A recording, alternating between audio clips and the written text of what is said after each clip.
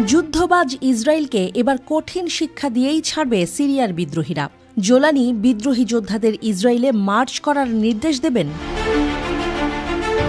Israel Syria থেকে সৈন্য প্রত্যাহার করতে অস্বীকার করেছে। মার্কিন মিত্ররা সতর্ক করে দিয়েছে বেনিয়ামিন নেতানিয়াহু প্রশাসনকে। ইসরায়েল দম্ভ নিয়ে ঘোষণা করেছে যে তাদের সামরিক বাহিনী সিরিয়ায় থাকবে। সিরিয়ায় ইসরায়েলি সামরিক আগ্রাসনের বিরুদ্ধে বিশ্বব্যাপী নিন্দার ঝড় উঠেছে।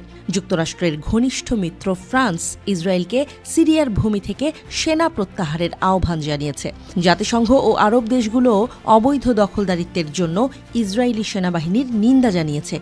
কিন্তু মনে হচ্ছে ইহুদি রাষ্ট্রটির পিছপা হওয়ার কোনো ইচ্ছা নেই। ইসরায়েলের পররাষ্ট্র মন্ত্রণালয় জানিয়েছে, ইসরায়েলি সেনারা জাতিসংঘের টহলযুক্ত বাফার জোনে থাকবে। ইসরায়েলের এই বিবৃতিটি সিরিয়ায় ইসরায়েলি সৈন্যদের অবৈধ উপস্থিতির ন্যায্যতা দিতেই এসেছে।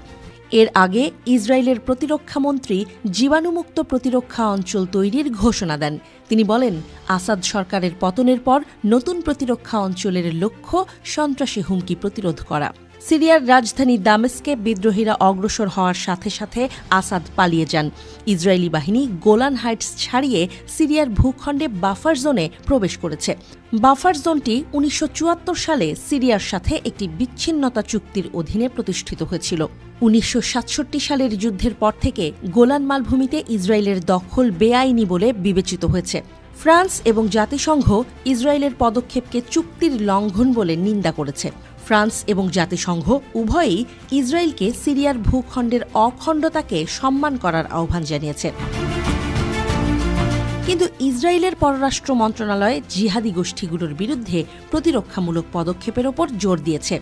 ইসরায়েলি নীতি নির্ধারকেরা বলছেন, জাতীয় নিরাপত্তার জন্য ইসরায়েলের পদক্ষেপ জরুরি। ইসরায়েল তার নাগরিকদের ক্রমবর্ধমান নিরাপত্তা হুমকি থেকে রক্ষা করার জন্য পদক্ষেপ অব্যাহত রাখার প্রতিশ্রুতি দিয়েছে। বিপরীতে সিরিয়ার বিদ্রোহী গোষ্ঠীর নেতা আবু মুহাম্মদ আল জোলানি সিরিয়ায় শান্তি ফেরানোর সংকল্প করেছেন এবং তার পথে আসা যে কোনো শক্তির মোকাবিলা করার অঙ্গীকার করেছেন।